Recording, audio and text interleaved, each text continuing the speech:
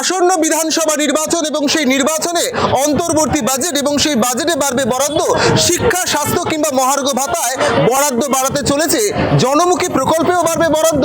লক্ষ্মীর ভান্ডার হোক কিংবা স্বাস্থ্যসাথী, সমস্ত খাতে সাধারণ মানুষের কথা ভেবে বিধানসভা নির্বাচনের আগে কল্পতরু মমতা বন্দ্যোপাধ্যায়। কি বলছে সাধারণ মানুষ, শুনবো। কিছু বলার নেই, আমাদের যা পরিস্থিতি চলছে এখন আমাদের আর কিছু বলার নেই। শিক্ষা, স্বাস্থ্য ও সব হয়ে গেছে। শিক্ষা, স্বার্থ, সাইকেল দিয়ে ক্যারিয়ার কেটে দিয়েছে, মোবাইল দিয়ে ভবিষ্যৎ কেটে দিয়েছে। এটা আর কিছু বলার নেই। পাস ফেল হলো সব পাস, ফেল হলো সব পাস। কি রেজাল্ট করবে ছেলেরা? স্কুলগুলো বা হসপিটালে বেড নিয়ে এইগুলো দেখার একটু বলবো আমি এটা। এবারে ওই হ্যাঁ, একটু যেন দেখে, কেন বাইরেতে বয়স্ক আছে, আমরা খালি নিয়ে সেই মানুষটা বাড়িতে গিয়ে বেশি অসুস্থ হয়ে যাচ্ছে, যেখানে ভর্তি নিচ্ছে না, বেড নি বলছে। এইটাই আমি চাইবো। স্বাস্থ্য পরিষেবা হ্যাঁ হ্যাঁ। শুধু বরাদ্দ বাড়ালেই হবে না, সমস্ত পরিকাঠামো, স্বাস্থ্য, শিক্ষা ক্ষেত্রে সমস্ত জায়গায় যে ইনফ্রাস্ট্রাকচারাল ডেভেলপমেন্টটা চাই, এই ডেভেলপমেন্টটা খুব দরকার আমাদের ওয়েস্ট বেঙ্গলে। তার তো প্রমাণ পাচ্ছি, 1 ঘন্টা ধরে দাঁড়িয়ে আছি, নেই বলেই না। আমি স্টেশনের জন্য দাঁড়িয়ে আছি, সামান্য একটা ট্রলির জন্য আমি দাঁড়াতে হচ্ছে 1 ঘন্টার জন্য। যাই ডক্টরের কাছে গেলে কতক্ষণ আমাকে ওয়েট করতে হবে।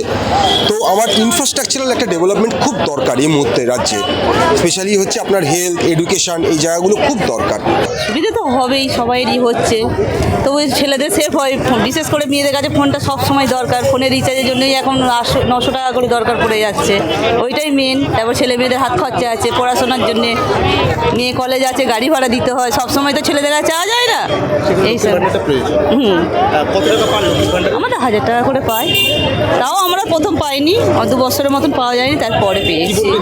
দিদি তো বাজেট পেশ করতে চলেছে এই মাসে, কি বলবেন দিদিকে, কি বলবেন? বাজেট বাড়ানোর জন্য বলবেন? যেরকম দিচ্ছে দিয়ে যাক, কিন্তু একটু ছেলেদের দিকেও দেখতে হবে। ছেলেদের যে কাজকর্মগুলো সব বন্ধ হয়ে আছে, বেকার ঘুরছে ছেলেরা, তাদের জন্য একটু দেখতে হবে। শুধু মেয়েদের দেখলে হবে? 1000 টাকা দিয়ে আর মেয়েদের তো হবে না, আরও খরচা আছে বাড়িতে। ওষুধ পাচ্ছি, ডাক্তারি পরিষেবা হ্যাঁ সব ঠিকঠাক পাচ্ছি। এদিকে বিশেষ কোনো উন্নতি করলে ভালো হয় মনে হয়? হ্যাঁ, আমরা চাই তো যে উন্নতি হোক। কেন আমরা চাই উন্নতি হোক? এই কারণে যে আমাদের দেশটাকে যেভাবে রেপ, ধর্ষণ হচ্ছে, এইভাবে মেয়েদের যদি সুরক্ষা না থাকে, তাহলে মেয়েরা কিসের সেফটি? শুধু লক্ষ্মী ভাণ্ডার দিলে তো কেউ ওই মানে 1000 টাকা দিলে যে আমাদের সারা জনম চলে যাচ্ছে, এরকম তো কোনো ব্যাপার নয়। তাহলে মেয়েদের সুরক্ষাটা কোথায়? আমরা যে আজকে কালকে রাস্তাঘাটে বেরোবো, কালকে আমাদের যে ধর্ষণ করবে না, এর কি গ্যারান্টি আছে? সরকার সব সুবিধা দিচ্ছে, এই সুবিধাটা কেন করছে না?